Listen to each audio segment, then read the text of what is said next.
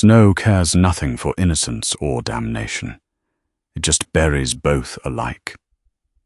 Amos thumbed frost from his cracked lip, squinting down at the ruined pile of wool pitched into the snowbank. It shifted. Not a wounded calf, a woman, left to freeze by cowards who rode north. He spat, swearing. The tracks were fresh. 2 horses, heavy laden, churning up the powder in a hurried trot. HMS had been tracking a cougar that had been circling his lower traps, but these tracks broke his concentration. Men didn't ride this high up the ridge in late November, unless they were running from something or leaving something behind. He found her exactly where the riders had paused. The snow was trampled. A discarded canvas sack lay half buried near a cluster of dead pines, and then the bundle of wool. Amos knelt. He didn't speak. He didn't offer comfort. Comfort was a luxury the mountain didn't abide. He grabbed the edge of the heavy wool blanket and pulled it back. Her face was chalk white. The lips tinted a dangerous bruised blue. Ice crystals clung to her eyelashes. She was unconscious, her breathing so shallow it barely disturbed the frigid air. Amos pressed 2 rough, bare fingers against her throat. A pulse, faint, fluttering like a dying bird trapped behind glass. He looked north. The tracks disappeared over the crest of the ridge. 2 men. Her brothers, he'd later learn, though right now they were just ghosts in the snow. They had dumped her, discarded her like a broken wagon wheel. Wasn't the first time Amos had seen human cruelty, but the raw utilitarian efficiency of it struck a sour chord in his gut. He didn't want this. He lived alone, because people were a complication he had no stomach for. A woman dying in the snow was the worst kind of complication. He could leave her, walk away. The mountain would finish the job the men started. By spring, the scavengers would leave nothing but a sea scatter of bones. He stood, adjusted his heavy coat, looked at the tree-line. Then he looked back down. Amos swore again, a harsh, jagged sound in the quiet, slung his rifle over his back, feeling the familiar grounding weight of a rifle stock against a shoulder. He bent down and scooped her up. She was dead weight, literally. Her body was rigid, stiffening with the cold. He hoisted her over his shoulder, balancing her like a sack of grain, and began the long trudge back to his cabin. The cold of a high-country morning was a physical thing. It bit through his wool trousers, gnawed at his leather boots. Every breath felt like swallowing shattered glass. He walked for an hour, his thighs burning as he broke trail through knee-deep drifts. He didn't stop. Stopping meant freezing. His cabin appeared through the timber, a low, squat structure of peeled logs, blending into the rock face it was built against. No smoke rose from the chimney that let the fire die down to embers before he left at dawn. Amos kicked the door open. The interior was dark, smelling of cured meat, wood smoke, and old sweat. He didn't own a bed, just a thick pallet of bare hides in the corner. He dumped her on it. Not gently, just practically. Survival in the cold was a matter of mathematics. Core temperature, minus exposure time. He moved quickly. He stripped off his heavy gloves and went to the hearth. He shoved a handful of dry pine needles and cedar bark into the embers, blowing on them until they caught. He piled on split kindling, then heavier logs. He turned back to the woman. Her clothes were damp. Wet wool was a death sentence. He hesitated for a fraction of a second, the ingrained manners of a world he'd left behind, warring with brutal necessity. Necessity won. He drew his hunting knife and sliced through the laces of her leather boots, pulling them off. Her wool socks were soaked. He peeled them away. Her toes were pale, waxy, frost-nip, bordering on frostbite. He cut away her heavy outer skirt and the damp petticoats beneath, leaving her in her long cotton undergarments. He wrapped her tightly in 3 dry wool blankets, tucking the edges under her body to trap whatever heat she had left. He pulled a smooth, heavy river stone from the edge of the hearth, wrapped it in a scrap of burlap, and shoved it under the blankets at her feet. Then he sat in the scarred wooden chair by the fire and waited. He cleaned his rifle. The rhythmic click of the action, the smell of gun oil. It was a familiar ritual to anchor him in a day that had gone completely sideways. He watched her. She didn't stir for hours. The fire roared, pushing the chill to the corners of the room. The cabin grew sweltering. Amos stripped off his own coat and rolled up his sleeves, revealing forearms corded with muscle and crisscrossed with faded white scars. Sometime around dusk, she moved a violent, full-body shudder. The thawing process was agony. Aphens knew it well. Blood forcing its way back into frozen capillaries felt like being held over an open flame. A low moan escaped her lips. Her eyes fluttered open. They were brown, dark, and flat like river mud. They didn't hold confusion. They held a terrifying, immediate clarity. She didn't scream. She didn't ask where she was. She looked at the raw log ceiling, then at the fire, and finally at the large man sitting in the corner with a rifle across his lap. Jed and Hiram, she whispered. Her voice was cracked, scraping like dry leaves. The men who rode north, Amos asked. She offered a single tight nod. My brothers. Amos said nothing. The silence in the cabin stretched out, heavy and thick. They left me. It wasn't a question. It was a statement of fact, delivered with a brutal lack of emotion. They did. She closed her eyes. She didn't cry. Amos watched her throat swallow, a hard, painful gulp. He recognized the look settling over her features. It was the look of an animal realizing the trap was shut. The panic was over. Only the bleak reality of survival remained. He set his rifle aside and stood. He walked to the cast-iron stove, picked up a tin cup, and poured it half full of strong black coffee that had been simmering on the edge of the grate. He walked over to the pallet. "Drink," he said, holding it out. She struggled to prop herself up on one elbow. Her hands shook violently. She reached for the cup, but her fingers couldn't grip the tin. Amos didn't offer pity. He simply knelt, put a calloused hand behind her neck to support her head, and tipped the cup to her lips. She drank. The liquid was scalding, but she didn't flinch. When it was gone, he'd lowered her back down. "I'm Amos," he said, turning away. "Ruth," she answered to his back. He didn't reply. He went back to the fire, tossed another log on the grate, and listened to the wind howl against the timber walls. She was alive. That was step one. What the hell he was supposed to do with her now was step two, and step two looked like a long, steep climb. Morning came with the metallic grey light of a storm that had blown itself out, leaving a bruised sky in its wake. Amos was up before the dawn, his movements quiet, efficient, practiced. Ruth was awake. He knew because the rhythm of her breathing had changed. She lay perfectly still on the pallet, tracking his movements through slitted eyes. She didn't trust him. He wouldn't have trusted him either. He made coffee, fried salted pork and cornmeal mush in a heavy skillet. The smell filled the cabin, thick and greasy. He scooped a portion onto a tin plate and set it on the floor near her blankets. "Eat," he said. He took his own plate to the table by the single frosted window and sat with his back to her. He heard the rustle of wool, the scrape of a tin fork.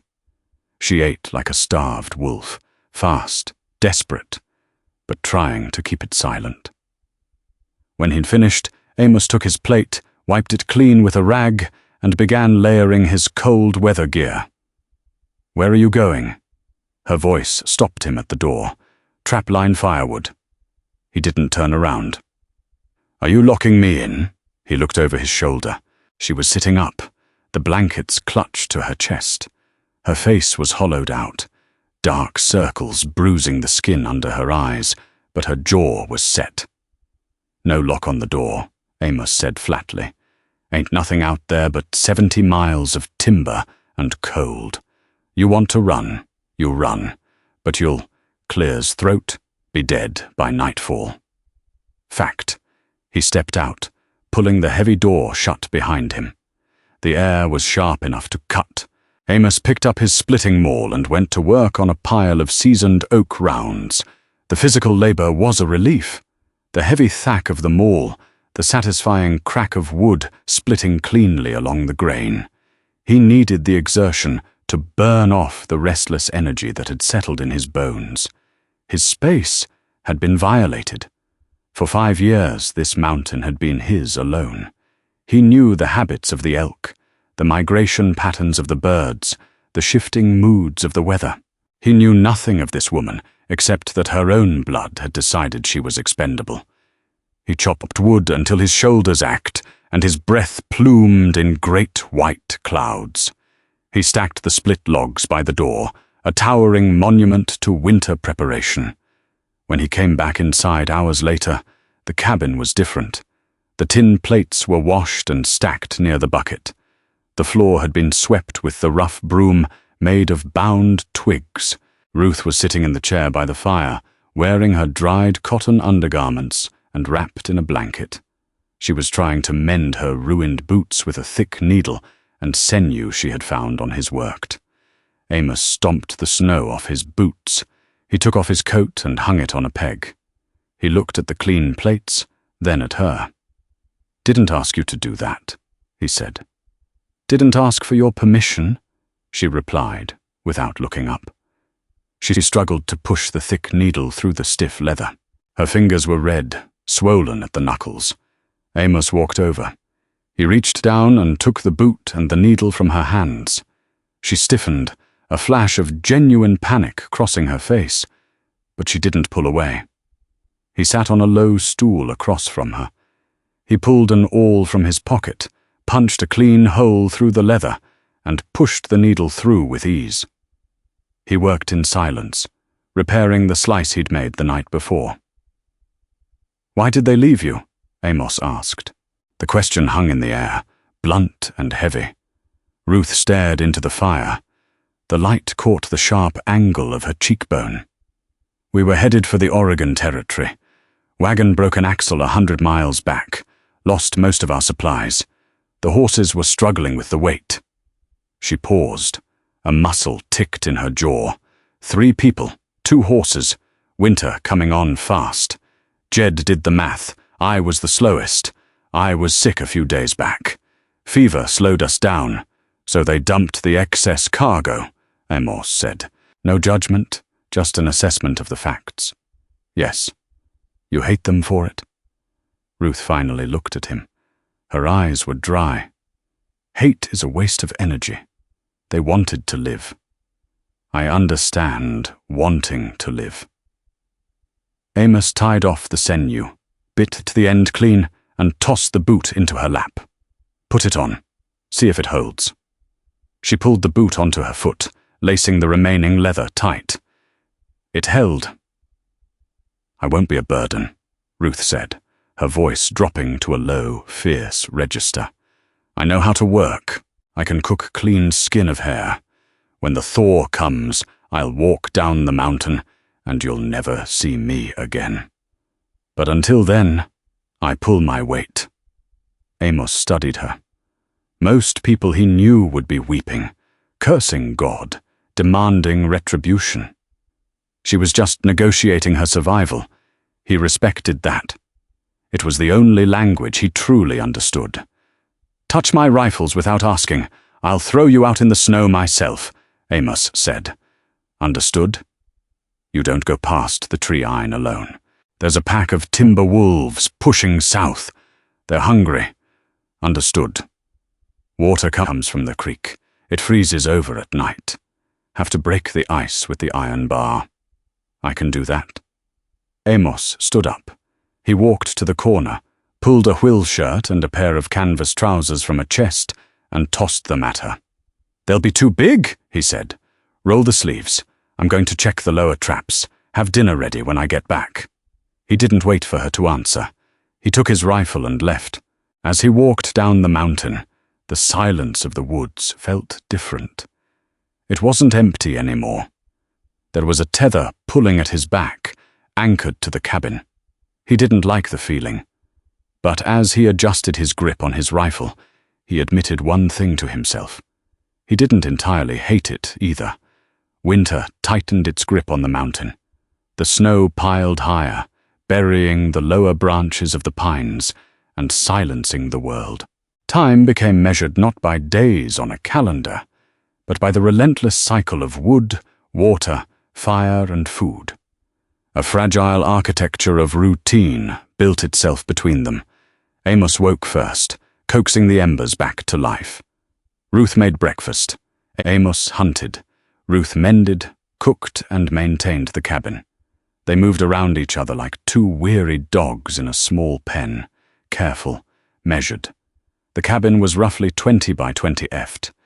It left no room for privacy, forcing an intimacy neither of them had invited. Amos watched her. He noted the way she rolled the cuffs of his oversized trousers so they wouldn't drag. He noticed how she never complained about the cold, even when he saw her hands trembling as she brought water back from the creek. The sound of a creek running under ice was a constant background hum to her morning chore, a muffled hollow rushing that meant winter had locked the water down tight. She had to smash the surface with a heavy iron spud bar every morning just to fill the buckets. She was stubborn, relentlessly so. One afternoon, Thomas returned from a fruitless hunt. The sky was the color of a bruised plum, threatening more snow. He stepped into the cabin and stopped. Ruth was standing by the work, wrestling with a hunch of venison Amos had dragged in 2 days prior. She had his large butcher knife and was trying to hack through the bone to portion the meat. She was using her body weight, leaning into the blade, but she didn't have the leverage. Amos unbuttoned his coat. "You're dulling my blade on the bone." She froze, chest heaving a smear across the back of her hand where she had wiped her brow. She looked at him, defiant. "I'm trying to make a stew. It needs marrow. You don't chop bone with a knife," Amos said. He crossed the room. He didn't ask her to move. He just stepped up beside her. The proximity was sudden. He could smell the wood's smoke in her hair, the faint scent of lye soap, the metallic tang of the raw meat. She stiffened, leaning away slightly, but she didn't retreat. Amos reached out and covered her hand with his. His hand was massive, rough as a rasp, swallowing hers completely. He felt her flinch at the contact. It was the first time they had touched since he carried her through the snow. "Let go," he said quietly. She released the handle. Amos picked up a heavy meat cleaver, resting on the edge of the table. He took the hunch with his left hand, positioning it precisely. "Watch," he instructed. He brought the cleaver down in a short, brutal, controlled arc. A sharp crack echoed in the cabin as the blade sheared cleanly through the bone. He did it twice more, separating the meat into perfect, even chunks. He set the cleaver down and stepped back instantly, restoring the boundary between them. "Stew needs onions," Amos said, turning away to hang his rifle on the wall hooks. "Bottom barrel, left side." Ruth stared at the chopped meat. She swallowed hard, rubbing her knuckles. "Thank you. Just don't ruin my knives," he muttered. The tension in the cabin shifted after that. It didn't soften. Softness had no place here, but the sharp edges of their mutual suspicion began to dull. Later that week, the storm finally hit. It wasn't just a snowfall. It was a white-out blizzard that roared down the canyon like a freight train. The wind shrieked through the gaps in Sachinking, packing snow against the winds until it blocked out the light entirely. They were sealed in.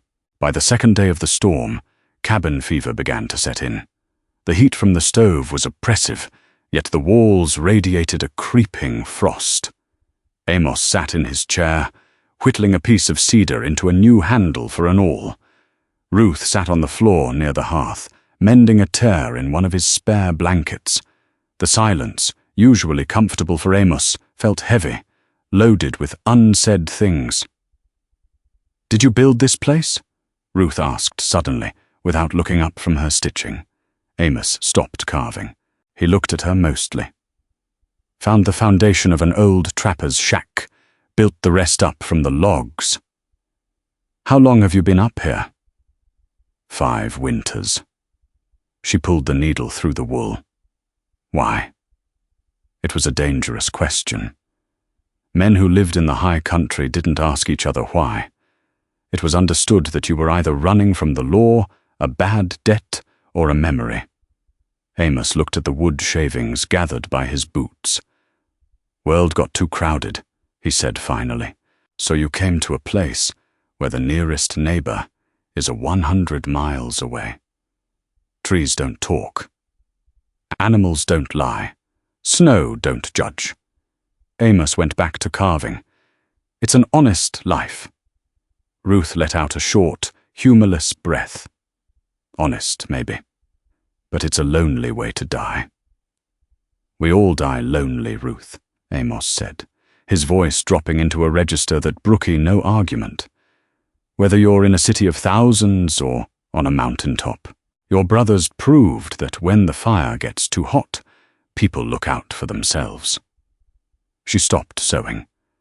She looked up at him, her dark eyes flashing with sudden fierce heat. "Not everyone," she said, her voice trembling slightly. Not from fear, but from an anger she had kept buried since the day he found her. "Not everyone runs. I ain't met a person yet who wouldn't. You didn't." The words hit the air and hung there. Amos froze. "You found me," she continued, her voice gaining strength, cutting through the heavy air of the cabin. "You could have walked away. You said yourself it's survival of the fittest up here. I was dead weight, but you picked me up. You brought me here." "Why?" Amos stared at her. The cedar stick in his hand felt fragile. He didn't have an answer, not a logical one. He had told himself it was instinct, a momentary lapse in judgment. But looking at her now, seeing the firelight dancing in her eyes, seeing the raw, unyielding grit of a woman who refused to break, he knew it was something else. He had seen a reflection of his own jagged soul lying in that snowbank, abandoned, discarded.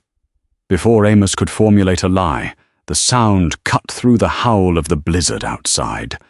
It was a low, resonant scratch at the heavy oak door, followed by a heavy thud, as if a large body had bumped against the timber. Amos stood up instantly, dropping the wood and the knife.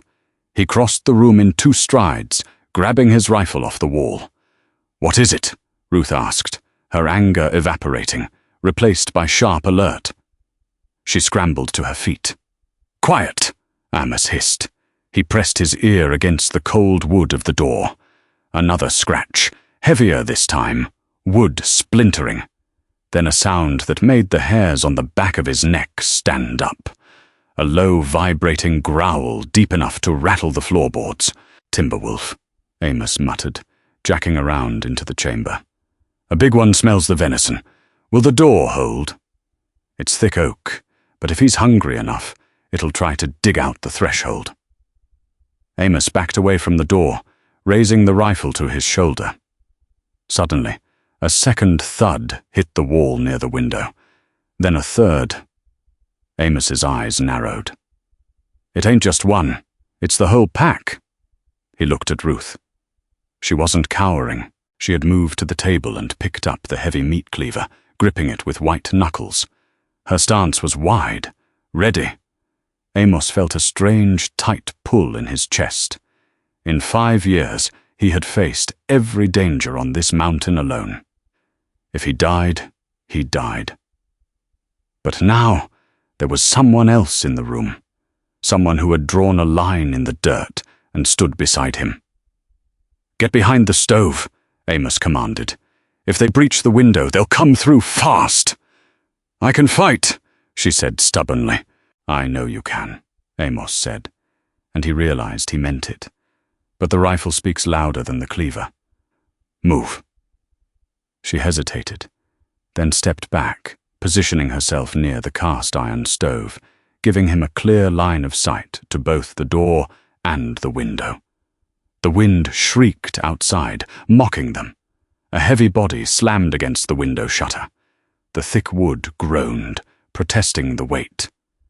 Amos sighted down the barrel, his finger resting lightly on the trigger. He didn't look at Ruth, but he could feel her presence at his back, a solid, unyielding heat in the freezing room. For the first time in a very long time, Amos was afraid, not for his own life. The shutter cracked, a jagged line of frost splitting down the center. Amos held his breath. Folks used to pull their chairs closer to the hearth when the wind picked up, sharing tales to keep the dark at bay. We are doing the same thing here, just across a wider distance. If you found some warmth in this telling, hit the like button. Subscribe to keep your seat by the fire. Share it with someone who knows what it means to survive the winter. We have got more ground to cover. I will see you then. The shutter gave way with the sound of a snapping bone. Wood splinters exploded inward, carrying a violent spray of snow and the bitter stench of wetted fur. A mass of grey muscle and yellow teeth shoved through the opening. The wolf didn't howl. It snarled, a wet, guttural noise of pure starvation. It scrambled against the inner sill, front claws gouging deep tracks into the wood, fighting for purchase. Amos fired. The heavy rifle boomed in the confined space. A deafening roar that punched the air out of the room. The slug caught the beast square in the chest. The impact threw the animal backward, tumbling it out into the howling white. Amos broke the action. The spent brass casing clattered against the floorboards, smoking. He reached into his pocket for another cartridge, his thumb sliding over the cold lead.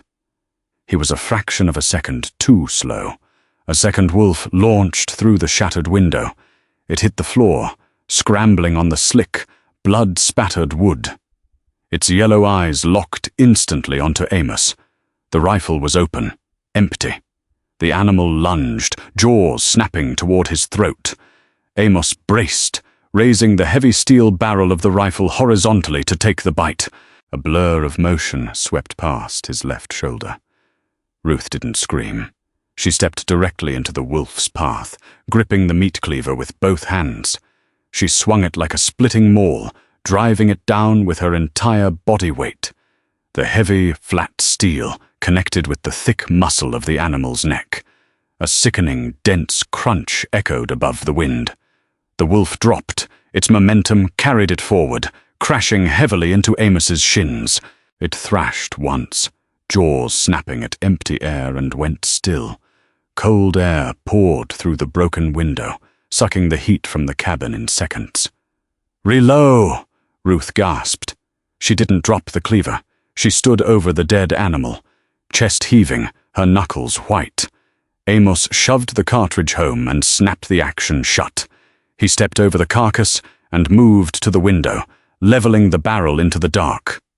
Nothing but swirling snow met his sights. The sharp crack of the rifle and the death of 2 packmates had broken their nerve. The remaining wolves had scattered into the timber. Amos lowered the rifle. His ears rang, a high, thin whine cutting through the sound of the wind.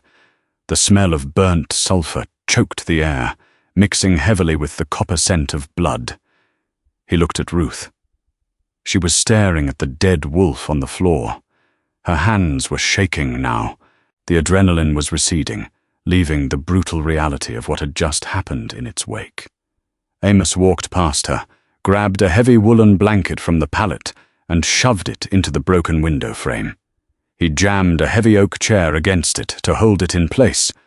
It wouldn't keep the cold out completely, but it would stop the snow. He turned back. Ruth hadn't moved. Amos set the rifle on the table. He stepped close to her, reached out, and closed his large hand over her trembling fingers. He gently pried the cleaver from her grip. He tossed it onto the table. "You're bleeding," she whispered, looking at his arm. Amos glanced down. A ragged tear in his woolen sleeve revealed a shallow gash on his forearm. A stray claw had caught him during the struggle. He hadn't felt it. "It's shallow," he said. Ruth shook her head. She walked to the stove, poured hot water from the kettle into a tin basin, and grabbed a clean strip of cotton from her mending pile. She carried it back to the table. "Sit," she ordered. Amos didn't argue. He sat in the sturdy wooden chair. He rolled up his sleeve, exposing the bloodied skin. Ruth washed the wound.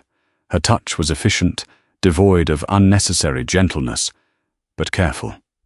The hot water stung. Amos didn't flinch. He watched her face. The hollows under her cheekbones were shadowed in the dim light of the lantern. Her jaw was clamped shut, a hard line of absolute resolve. She wasn't dead weight. She never had been. "I've never killed anything before," she said quietly, as she bound the wound with the cotton strip. She didn't look at him. She focused entirely on the knot.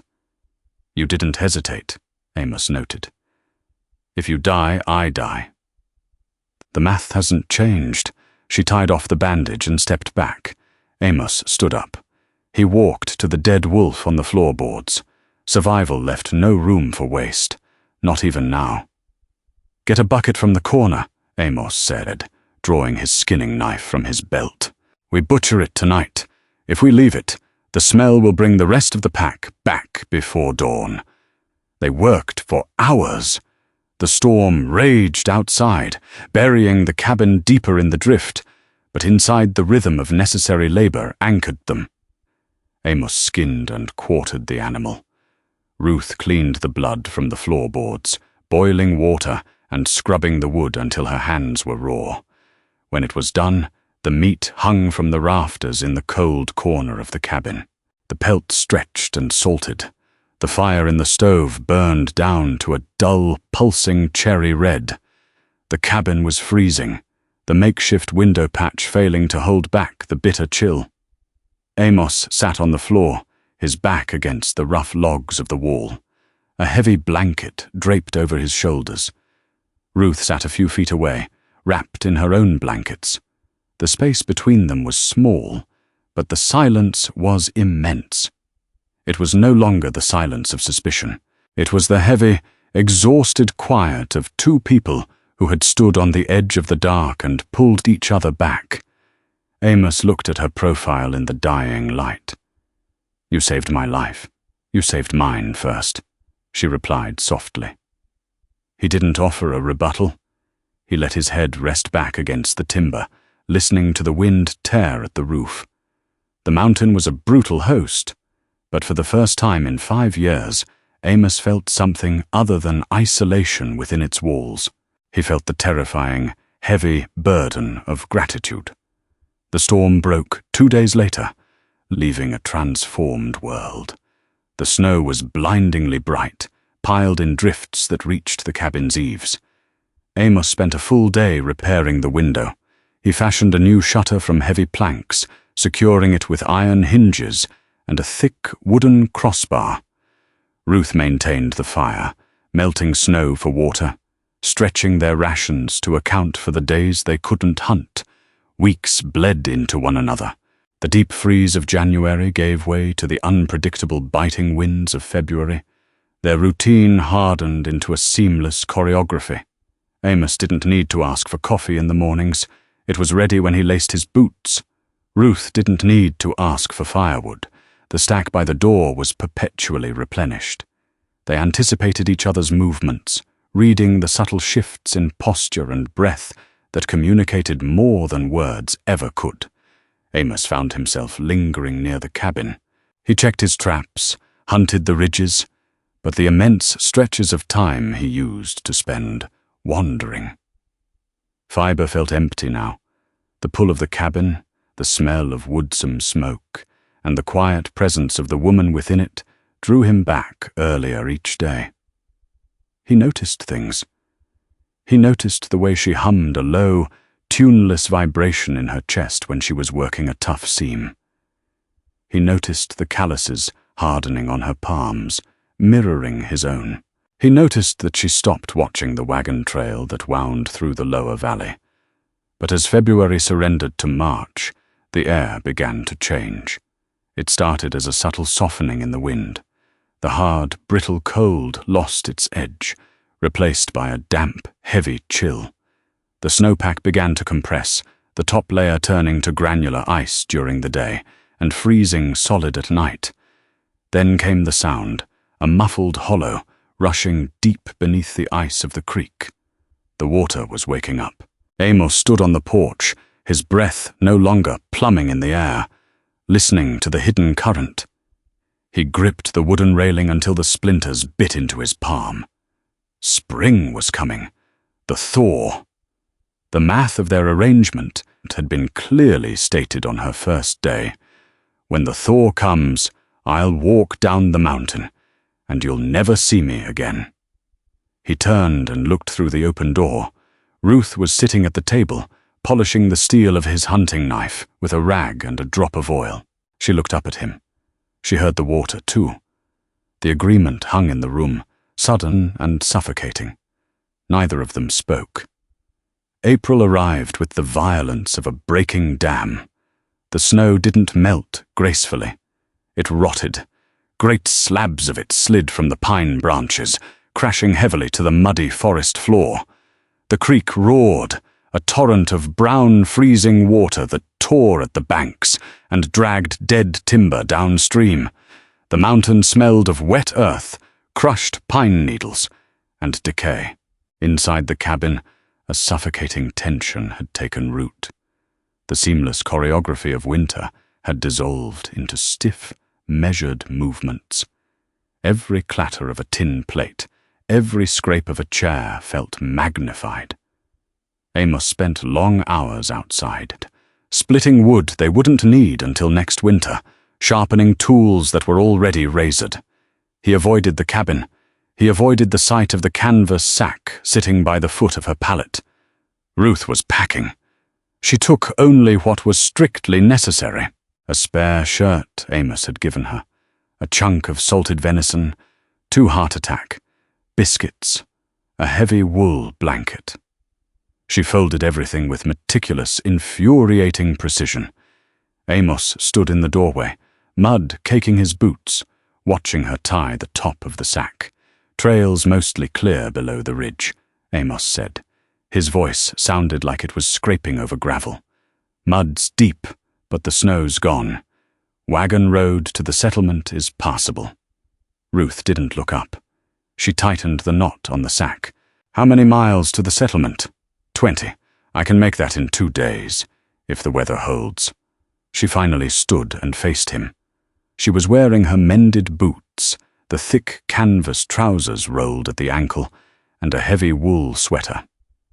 She looked rugged, capable. She looked like she belonged to the mountain. I've taken enough of your time, Amos, she said. Her tone was flat, stripped of any inflection. Amos stepped into the room. He walked to his wooden chest at the foot of his pallet. He opened it, dug past the spare ammunition and trapping supplies, and pulled out a heavy oiled Dex canvas coat. He threw it on the table next to her sack. Wind still sharp in the valley, he said. Ruth stared at the coat. She didn't reach for it. I have my blanket. Take the coat. Wasn't a request. She looked at him. For a moment, the flat composure of her face cracked, revealing a flash of something desperate and raw underneath. She swallowed hard, her throat working. Are you going to walk me down? She asked. To the crossroads. Keep you clear of the creek crossing. It's washed out. He turned his back, grabbed his rifle from the wall hooks, and stepped outside. The walk down the mountain was agonizing. They didn't speak. The only sounds were the heavy suction of their boots in the deep mud and the distant roar of the swollen creek. Amos led the way, setting a punishing pace. He wanted this over. He wanted the tearing sensation in his chest to stop. He wanted his solitary, silent mountain back. He lied to himself with every step. They walked for 3 hours, descending through the timberline until the dense pines gave way to scattered scrub oak and open meadows choked with pale dead grass from the previous year. At the bottom of a steep incline, the trail forked. One path led back up into the high country. The other, wider and rutted with old wagon tracks, led out toward the plains, the settlement. Amos stopped. He didn't turn around immediately. He stared at the wagon ruts, filled with muddy grey water. Ruth stopped a few paces behind him. He heard the rustle of the canvas sack as she shifted its weight on her shoulder. Amos turned. She looked exhausted, her face flushed with the exertion of the hike, a smudge of dirt across her cheek. The oversized canvas coat hung heavily on her frame. She looked at the road, then at him. "This is it," Amos said. "Yes. Follow the ruts. Keep the sun on your left shoulder. You'll hit the outpost before nightfall tomorrow." "I know."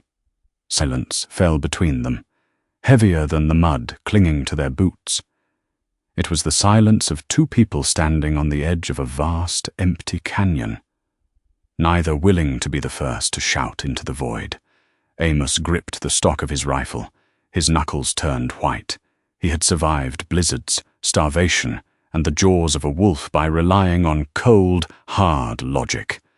Logic dictated, she leave. Logic dictated he returned to his cabin, but logic couldn't explain the cold, hollow ache expanding in his gut. Ruth adjusted the strap of her sack. She took a step toward the wagon road. "Thank you, Amos," she said, her voice dropping to a whisper. "For the fire, for the food, for not leaving me." She turned her back and began to walk. 1 step, 2.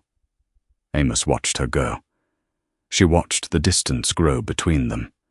The mountain felt massive, suddenly empty. The silence he had craved for 5 years suddenly felt like a physical threat, a crushing weight that would bury him, just as surely as the snow had almost buried her. He dropped his rifle. The heavy thud of the steel and wood hitting the mud stopped Ruth in her tracks. She turned around slowly. Amos stepped forward. He didn't close him the entire distance, but he crossed the invisible line that separated his path from hers. He stood in the mud, his chest rising and falling, his guarded eyes entirely stripped of their defense.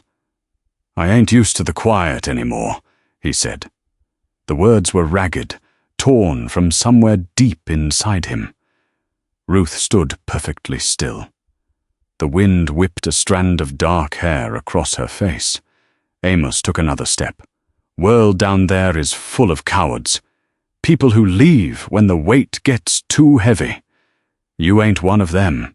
He paused, his jaw working as he fought for the words he had never learned to speak. He settled for the only truth he knew how to offer. "Mountain's better with you on it." Ruth stared at him, the flat survivalist mask she had worn for months, completely shattered. Her dark eyes filled, the tears spilling over, instantly cutting clean tracks through the dust on her cheeks. She didn't wipe them away. She looked down the wagon road toward the settlement, toward safety, toward civilization. Then she looked back at the rugged, scarred man standing in the mud. She dropped the canvas sack. It hit the ground with a wet slap. She closed the distance between them. She didn't run, but her steps were fast, deliberate. When she reached him, she didn't say a word. She simply reached out, grabbed the rough wool of his shirt, and buried her face in his chest. Amos froze for a fraction of a second. Then his massive arms came up, wrapping around her, pulling her tight against him. He buried his face in her hair, smelling the wood's smoke and the sharp, clean scent of the cold air. He held her with the fierce, desperate grip of a man who had found something worth keeping in a world designed to take everything away. They stood there in the mud, surrounded by the rotting snow and the rushing water, anchoring each other against the thaw. After a long time, Amos pulled back slightly. He looked down at her. He didn't smile. It wasn't in his nature, but the hardness in his eyes was gone. He stepped back, bent down, and picked up his rifle from the mud. He wiped the action clean on his sleeve. Then he reached down and picked up her canvas sack, slinging it effortlessly over his shoulder. He looked back up the steep trail toward the timberline toward home. "Fire's probably died down," he said. Ruth fell in step beside him. She bumped her shoulder against his arm, a solid grounding point of contact. "Then we'll build it back," she said. They turned away from the wagon road and began the long climb up the mountain, walking together into the timber. Folks used to pull their chairs closer to the hearth when the wind picked up, sharing tales to keep the dark at bay. We are doing the same thing here, just across a wider distance. If you found some warmth in this telling, hit the like button. Subscribe to keep your seat by the fire. Share it with someone who knows what it means to survive the winter. We have got more ground to cover. I will see you then.